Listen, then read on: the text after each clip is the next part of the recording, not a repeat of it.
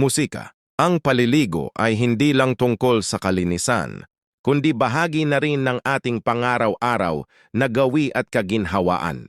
Ngunit habang tumatanda, lalo na paglagpas ng edad sa ventpil, nagbabago ang ating katawan. Kasama na rito ang balat, kalamnan at resistensya. Marami sa ating mga nakatatanda ang nagtatanong, gaano kadalas pa ba dapat maligo? Ang sagot ay hindi basta-basta araw-araw gaya ng nakasanayan. Ay duman sa mga pag-aaral mula sa mga geriatric experts, ang sobrang paliligo ay maaaring magdulot ng tuyong balat, pangangati at iritasyon sa mga matatanda. Sa kabilang banda, ang sobrang tagal na hindi pagligo naman ay maaaring magdulot ng impeksyon at amoy sa katawan. Kaya mahalagang maunawaan ang balanse sa pagitan ng kalinisan at proteksyon ng natural na oil ng balat. Maraming lolos at lola sa mga probinsya ang nagsasabing mas gusto nilang maligo tuwing umaga para maibsan ang lamig ng katawan. Ngunit, may ilan din na natatakot dahil baka mahilo o mangining kapag malamig ang tubig. Sa ganitong edad, kailangan nating isaalang-alang hindi lang ang kalinisan kundi pati ang kaligtasan, kondisyon ng barat at pangkalahatang kalusugan. Sa video na ito, tatalakayin natin ang sinakagugulat na katotohanan tungkol sa tamang dalas ng palihigo ng mga seniors batay sa mga pag-aaral, payo ng mga doktor at mga karanasang Pilipino mismo. Unang katotohanan, hindi kailanang araw-araw ang paliligo. Ayon sa mga eksperto mula sa National Institute on Aging, ang matatanda ay hindi na kailangang maligo araw-araw. Sa katotohanan, sapat na raw ang 2 to 3 beses sa isang linggo, lalo na kung hindi naman sila masyadong pinagpapawisan or exposed sa dumi. Ang dahilan ay simple. Habang tumatanda, bumababa ang natural na oil ng balat na nagbibigay proteksyon laban sa pagkatulo. Sa sobrang paliligo, lalo na gamit ang mainit na tubig at matapang na sabon, nawawala ang natural moisture. Kaya nagiging mas manipis, magaspang at madaling mangati ang balat ng mga seniors.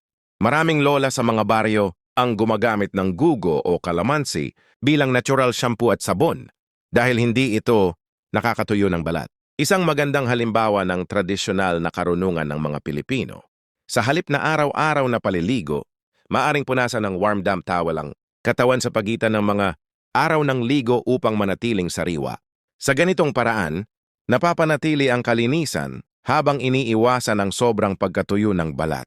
Kaya kung ikaw ay higit 70 taong gulang, tandaan, hindi kailangan ng araw-araw na paliligo para maging malinis. Ang mahalaga ay ang tamang paraan at wastong pangangalaga. Pangalawang nakatotohanan, iwasan ng malamig o mainit na tubig. Isa sa pinakamadalas na pagkakamali ng mga nakatatanda ay ang paggamit ng sobrang init o sobrang lamig na tubig sa paliligo. Ayon sa Philippine Dermatological Society, ang mainit na tubig ay mabilis na nag-aalis ng natural oils samantalang ang sobrang lamig naman ay maaaring magdulot ng paninigas ng kalamnan at pagkahilo sa mga karanasan. Ng matakandang Pilipino sa mga probinsya, marami ang nakararanas ng ginaw sa buto pagkatapos maligo sa malamig na tubig lalo na sa umaga. Ang payo ng mga eksperto, gumamit ng lukewarm water. Hindi mainit, hindi malamig. Nakakaulong ito sa pagpapakalma ng kalamnan at pagpapanatili ng moisture ng balat. Sa karanasan ni Aling Nena, 74 anyos mula sa Batangas, napansin niyang bumuti ang kanyang pakiramdam ng iwasan niyang maligo ng malamig sa madaling araw. Sabi niya, mas magaan sa katawan at hindi ako giniginaw buong araw. Ang simpleng pagbabagong ito ay malaking tulong para maiwasan ang pananakit ng kasukasuan at bigla ang pagtaas ng presyon na karaniwan sa mga senior.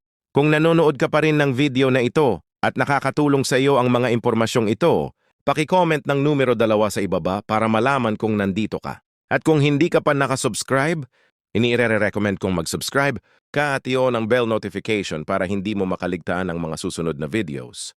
Ang iyong suporta ay tumutulong sa amin na makagawa pa ng magagandang content para sa iyo. Ngayon magpatuloy tayo. Pangatlo, pumili ng banayad na sabon at shampoo. Sa pagtanda, lalo na paglampas ng edad na 70, nagiging mas manipis at sensitibo ang balat ng tao. Ayon sa mga dermatologists, bumababa ang natural moisture ng balat dahil sa pagbabago ng hormone at pagtanda ng mga sebaceous glands. Kaya't mahalaga ang pagpili ng banayad at pH, balance na sabon at shampoo upang maiwasan ng pangangati, pagkatuyo at iritasyon. Batay sa mga pananaliksik ng American Academy of Dermatology, Yung mga sabon na may glycerin, oatmeal or oatmeal extract ay nakatutulong mapanatili ang natural oils ng balat at maiwasan ang dryes. Dapat iwasan ang mga produktong may fragrance, alcohol at matapang na chemical dahil maaari itong magdulot ng micro-damage sa balat ng mga senior. Maraming Pilipinong nakatatanda ang gumagamit ng baby soap bilang alternatibo dahil ito'y gentle at hindi nakakasugat sa balat. Para naman sa mga lalaking senior, magandang option ang sabong may virgin coconut oil, VCO. Likas na yaman ng Pilipinas na napatunayang may antibacterial at moisturizing properties. Isang halimbawa, si Mang Ben, 72 anyos mula. Iloilo napansin ang malaking pagbabago matapos gumamit ng VCO soap. Hindi na ako nangangati at parang mas makinis at buhay ulit ang balat ko. Kwento niya. Sa kabuuan, ang tama ng sabon at shampoo ay hindi lang para sa kalinisan, kundi para rin sa pampalusog na balat, kumpiyansa at kaginhawaan ng mga senior araw-araw. Isang simpleng hakbang tungo sa mas masayang pagtanda. Pang-apat, piliin ang tamang oras ng paliligo. Ang oras ng paliligo ay may malaking epekto sa kalusugan at kaligtasan ng mga nakatanda. Ayon sa pag-aaral mula sa National Institute on Aging at mga lokal na geriatric experts, ang katawan ng mga seniors ay mas mahina na sa regulasyon ng temperatura. Ibig sabihin, mas mabilis silang ginawin at matagal bago bumalik sa normal ang init ng katawan matapos maligo. Kaya naman napakahalaga ng pagpili ng tamang oras ng paliligo upang maiwasan ang mga delikadong kondisyon tulad ng hypothermia o biglaang pagkahilo.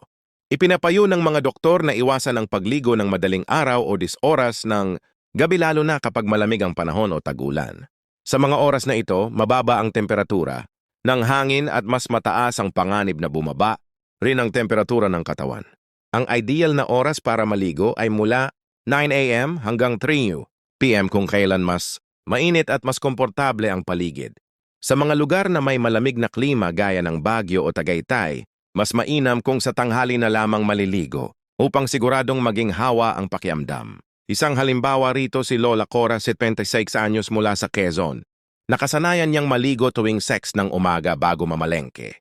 Gulit minsan ginawa niya ito sa malamig na panahon, nakaranas siya ng biglaang pagkahilo at vertigo.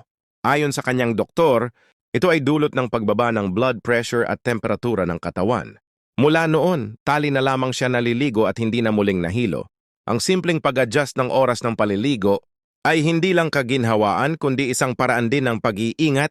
Ang mga seniors ay dapat ding siguraduhing nakasara ang mga bintana upang hindi pumasok ang malamig na hangin at gumamit ng maligamgam na tubig sa halip na malamig. Sa ganitong paraan, maiiwasan ang pangangaligkig, pananakit ng kaso-kasuan at mga aksidenteng dulot ng biglaang pagkahilo. Sa tamang oras ng paliligo, maibabalik ang sigla at kapanatag ng katawan. Isang simpleng hakbang tungo sa mas ligtas at mas maayos na araw para sa mga nakatanda. Panglima, iwasan ang matagal na paliligo. Ang labis na tagal ng paliligo ay maaaring magdulot ng pinsala sa balat ng mga nakatatanda. Kahit pa ito ay tila nakaka-relax sa una. Ayon sa mga pag-aaral mula sa Japan at South Korea, ang paliligo ng lampas 50 minuto ay nag-aalis ng natural na langis ng balat at maaaring magdulot ng dehydration o pagkatuyo ng balat lalo na sa mga senior na may mas manipis at sensitibong balat. Ang inirekomendang tagal ng paliligo ay 6 hanggang 10 minuto lamang gamit ang maligamgam na tubig. Ang sobrang init ng tubig ay nakaapekto rin sa moisture balance ng balat at maaaring magdulot ng pangangati o pamumula. Bukod sa tagal ng paliligo, mahalaga ring iwasan ang matinding pagkuskos gamit ang body scrub, brush o magaspang na tuwalya.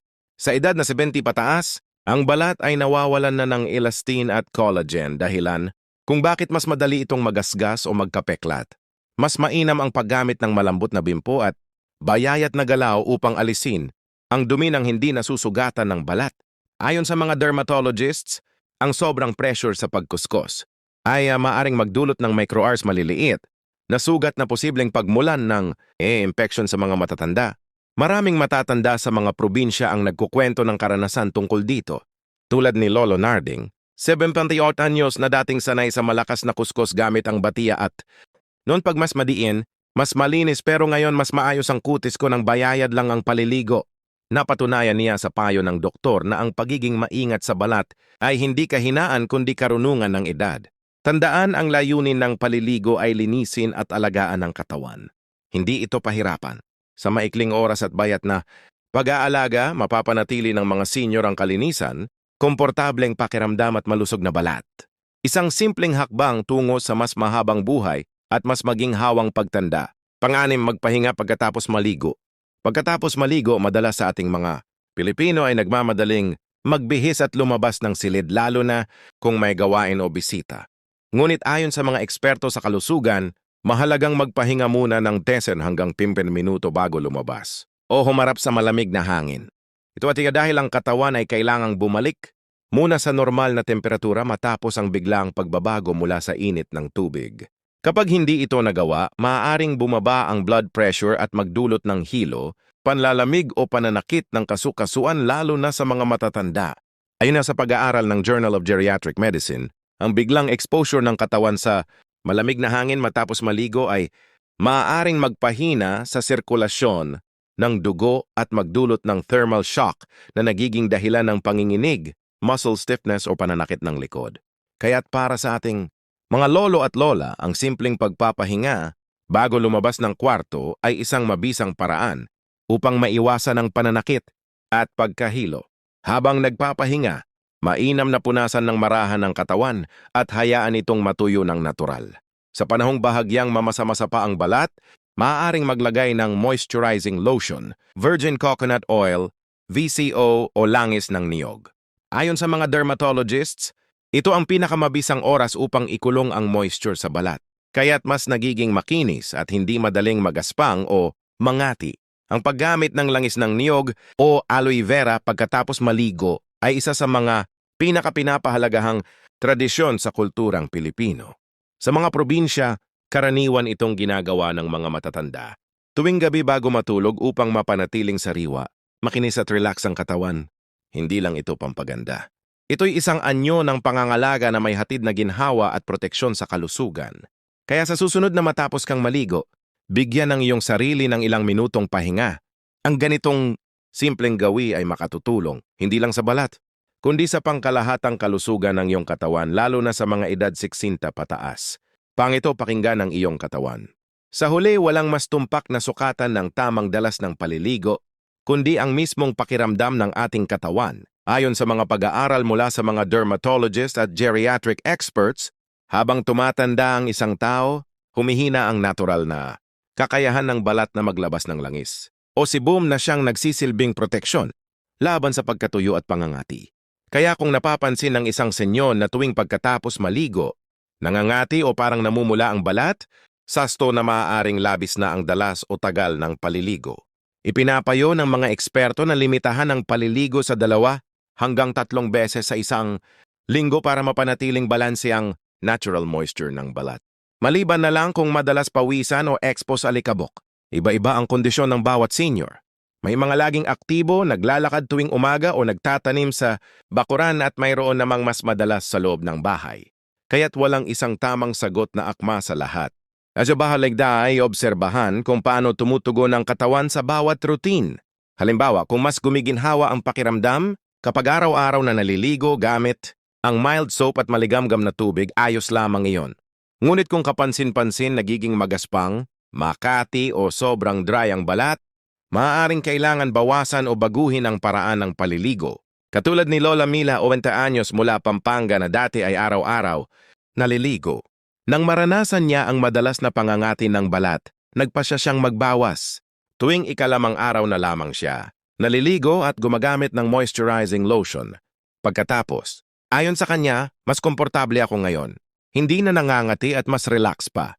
Ang kanyang karanasan ay patunayan na ang tunay na susi sa tamang hygiene ay hindi nakasalalay sa dami ng paliligo kundi sa pakikinig sa sariling katawan. Sa ganitong paraan, napapangalagaan hindi lamang ang panlabas na kalinisan kundi pati ang kabuuang kalusugan, kaginhawaan at kapanatagan ng isipan. Pangwakas na kaisipan, ang paliligo ay hindi lamang simpleng gawain kundi simbolo ng kalinisan, disiplina at respeto sa sarili, tatak ng pagiging Pilipino. Ayon sa mga pag-aaral, habang tumatanda ang katawan, Nagbabago rin ang pangangailangan ng balat at immune system. Ang sobrang paliligo o labis na paggamit ng mainit na tubig ay maaaring magdulot ng pagkatuyo ng balat, pangangati at pagbaba ng natural na proteksyon ng balat laban sa mikrobyo. Kaya naman sa edad na higit sa 20, mahalaga ang kalidad kaysa dami. Mas mainam ang maikling paliligo gamit ang maligamgam na tubig at tamang pag-moisturize pagkatapos nito upang mapanatili ang kalusugan ng balat at maiwasan ang mga impeksyon. Hindi